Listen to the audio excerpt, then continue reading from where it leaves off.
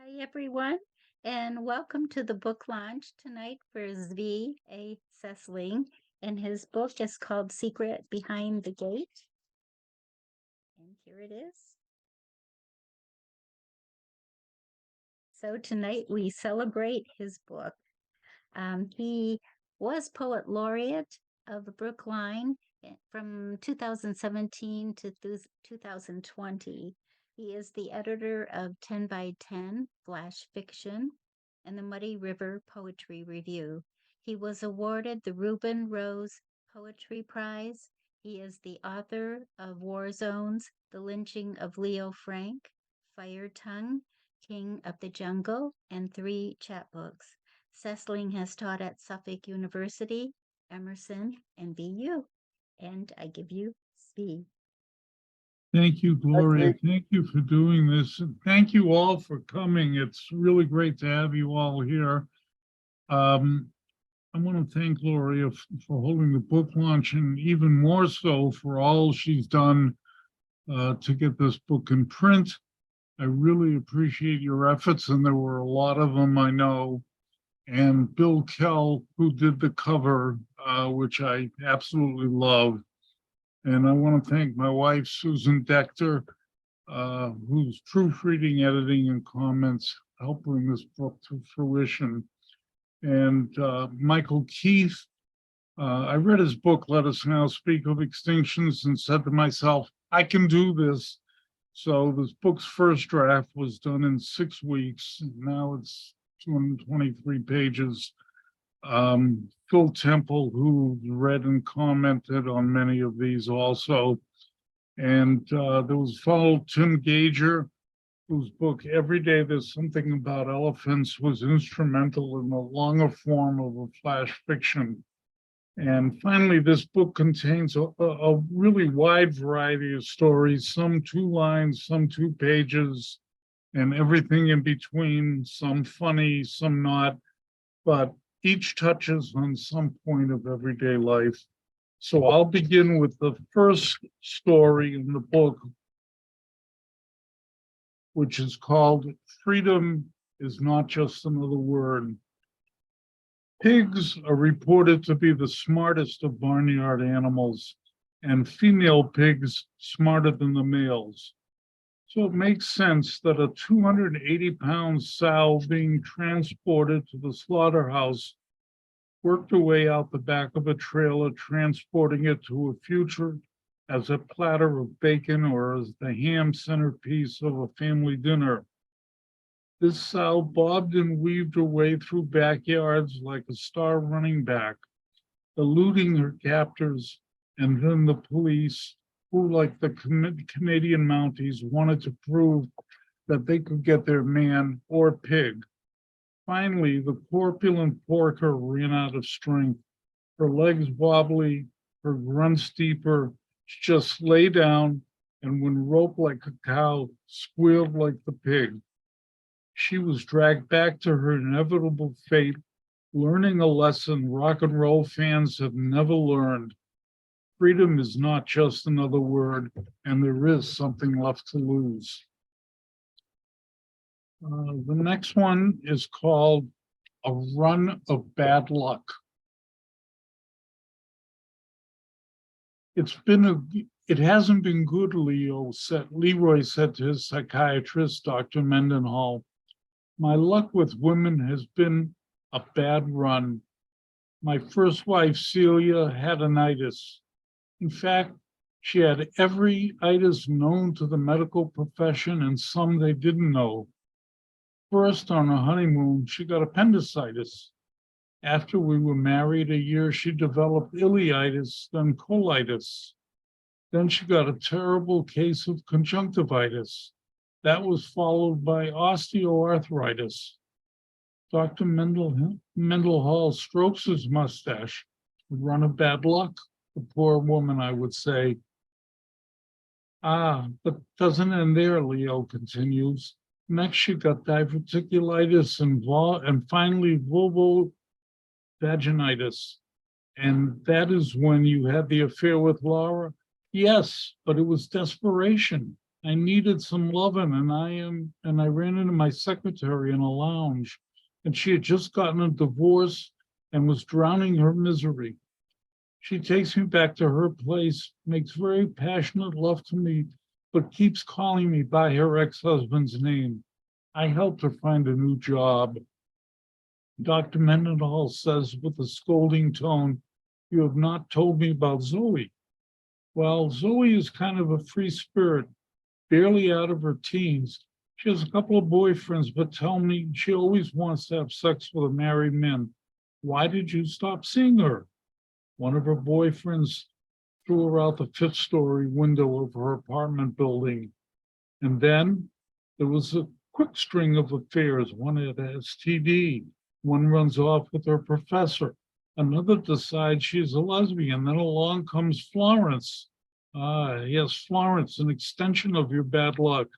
Is she ever, Leroy says.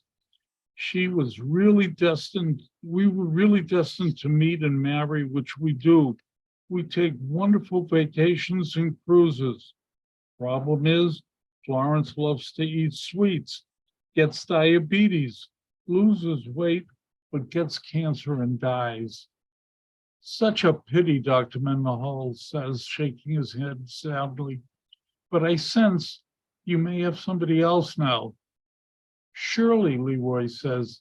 I start seeing Shirley, but you know, she is one of the victims in that mall shooting 2 days ago.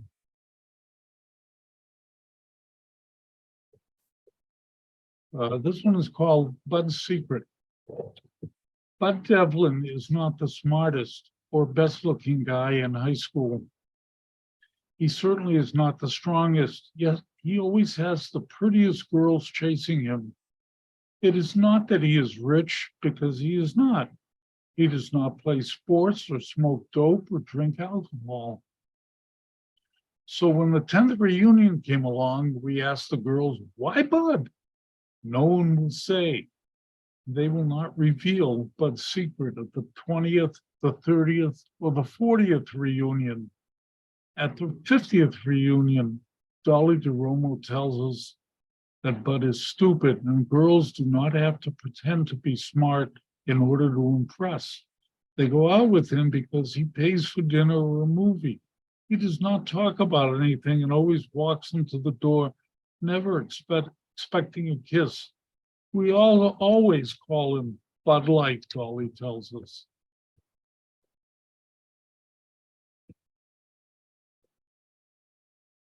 This one, Herbert Never Tells. I think Robin published this one in her Boston literary magazine that she used to put out. Herbert likes to invent things. His latest contraption is a large chair in an even larger frame, a giant fan at the back, and a clock in the front. There are dials, numbers, and other doodads that, when the gizmos turn on and spin and whistle, making clanking noises, Herbert decides he will sit in it and turn it on. It is July 4th, 1898, and outside an Independence Day parade is in progress. They are playing patriotic music that fades as Herbert moves the handle to his machine forward.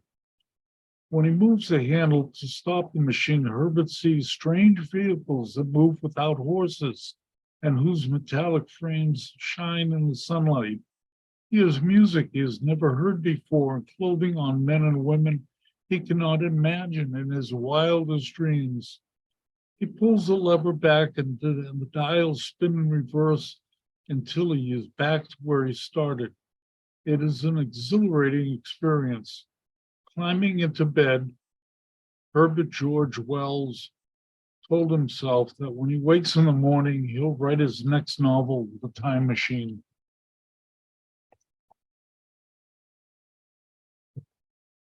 This one's called Change is Good. Melvin Lipschitz has always hated his name, always. One day he resolutely marches to court, submits his papers for a name change. The judge asks why and whether he is sure he wants to do it. Melvin answers in the affirmative to both questions. A short time later, he walks out of court with his new name, Barry Lipschitz. Okay. This one is called A Dime's Worth, which I think Robin may have published as well. The way Jack tells it, it is his first job out of the armed forces, back from Vietnam with 2 bullet holes still healing. It is the late 1960s, and he is glad to be out of the military because he cannot stand taking orders or having the enemy pump bullets into him. He searches the help wanted pages and lands a job with Carter Omega Advertising and Public Relations.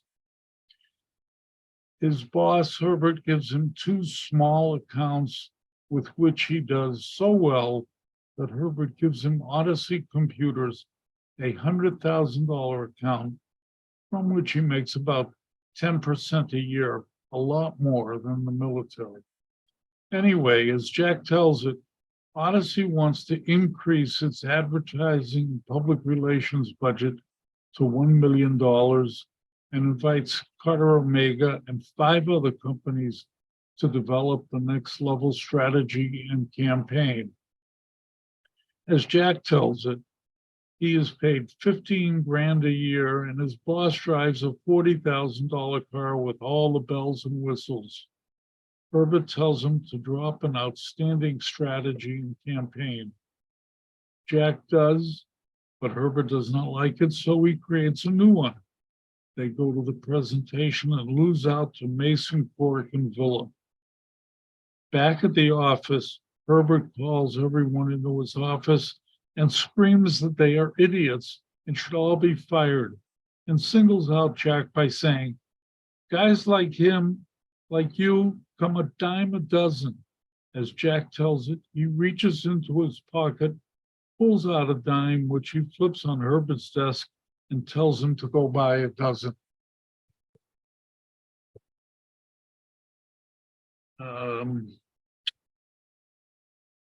And this one is called, when I was a kid, I used to go see Harry Blackstone, the magician. I don't know if any of you even remember him. Great magician. So this one is called Lester Bildorp Becomes an Orphan. Lester Bildorp is fascinated with magic. When he hears Gelfman, the magician, is going to perform at the Newtown Theater, he begs his parents to take him. He begs and begs until they cannot stand the begging anymore and agree to take him to see Gelfman at the Newtown Theater. He wants to see a rabbit pulled from a hat, a lady sawed in half, and a handkerchief turned into a dove that flies around the theater and returns to the magician's hands and back into a handkerchief. On the special day, the family takes a taxi to the theater, buys tickets for the 3rd row, and settle in. Soon, Gelfman, the magician, appears on stage to applause and cheers. He performs the requisite magic Lester expected. Gelfman pulls a rabbit from his hat, a red handkerchief turns into a dove and back into a handkerchief, and he saws the beautiful blonde in half and puts her back together. Then Gelfman, the magician, announces, "Tonight, for the first time anywhere, here in the Newtown Theater, I'm going to perform magic that has never been attempted anywhere." The audience oohs and ahs with expectation. They shout, clap, stomp their feet. "I will need 1 or 2 volunteers."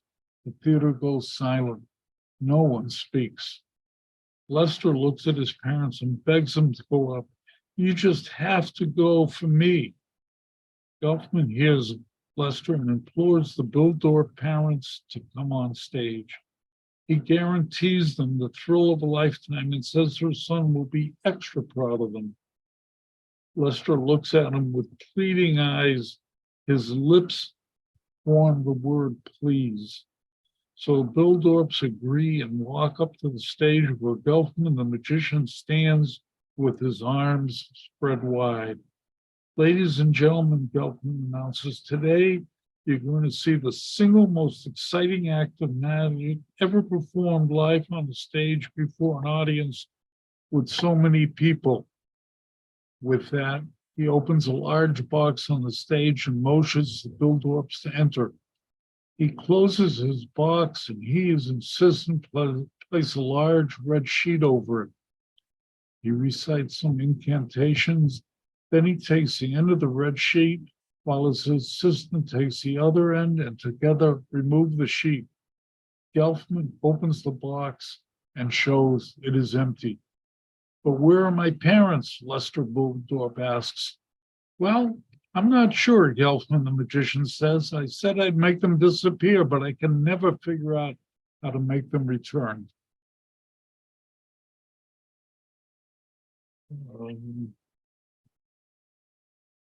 This one, I think I was thinking of Phil when I was writing this one. It's called Predictable Sci-Fi Horror Movies. There's always a pretty young poet, her blouse torn, shoulder exposed, along with a hint of cleavage. Hair in disarray, one shoe lost. She runs through the dark, foggy woods, looking back over her shoulder. Eyes reinforce terror. This one was in the Wilderness Review. It's called Dirty Water. And the little epigram to that is, well, I love that dirty water. Oh, Boston, you're my home. It was sung by a group called the Standells. They have been cleaning the Charles River for umpteen years now. They say you can swim in it, but are dredging for years, finding goose poop by the tons. You can see 50 or more geese and goslings swimming at one time. When they eat, they poop. A few ducks here and there really do not matter, but geese are protected and no one knows why. You cannot use a gun, bow, arrow, slingshot. If you do, the goose protection police will get you. Of course, the same folks who protect the geese could be reporting on those who are out there mugging lovers as they stroll, or they could report a rapist who is dragging some poor girl into the bushes to prove his power and rage. No one calls the people police to rescue any victim who dares walk or jog along the Charles, even in broad daylight. If you really think it is safe to go swimming in the Charles, where the HMS Somerset is anchored on April 18, 1775, think again. Back then, it is much wider, and swimming probably a fun sport to the colonials and the British. It is filled over to build houses. Then sewer systems were added that empty into the venerable waterway. All sorts of sand and dirt and tools are heaved with sewage into the Charles, so that 200 years later, it is filthy and polluted. So polluted, in fact, that a song is written about it. So polluted, only catfish and bad bacteria survive. If you go sailing all these years after the British warship patrolled, you need a tetanus shot to protect against disease. So now they, whomever they are, say it is safe to swim again. But if you cannot drink it, will you swim in it?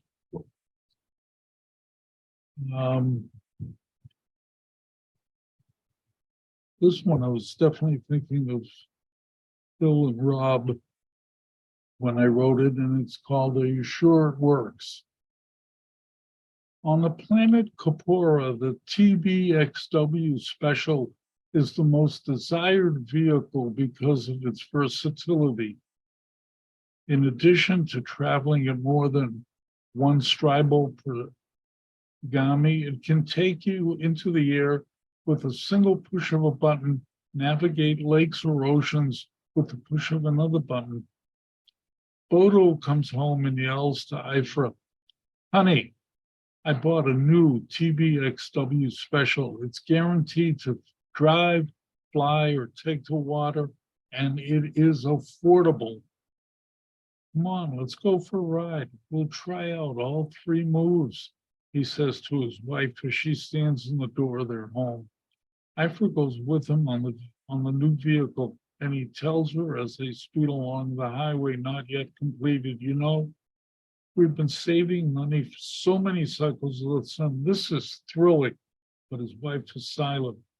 As they approach the end of the road, Bodo realizes he cannot stop the vehicle in time. Push the green button and we'll fly over the end of the highway. Are you sure it works? She asks. She pushes the green button. The car lurches forward into space. Of course, Bodo says it works as the engine suddenly stops.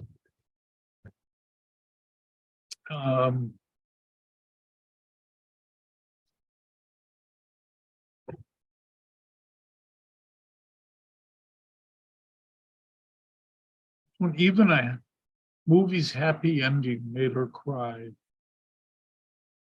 Sarah and I go to a movie about a young man whose mother got lost and eaten by a cougar while hiking in the mountains. The grief-stricken young man survives on drugs until he finally tracks down the big cat and shoots it. Once free of his obsession to avenge his mother's death, he meets the woman he will love and marry. Redeemed by love, he becomes a psychiatrist and helps others overcome their fears, obsessions, or miserable existence. As we leave the theater, Sarah cries, "The movie was really sad, but it ends happily," I say. And I will finish with The Road Mistaken. According to Google Maps, it should be a 37-minute ride, but instead, GPS takes me on back roads and side streets so that it ends as a nearly 1.5-hour trip. When I get there, I realize where I am and can probably do the ride on my own. And that'll do it for today. And I'll take any questions that people have or comments. Thank you.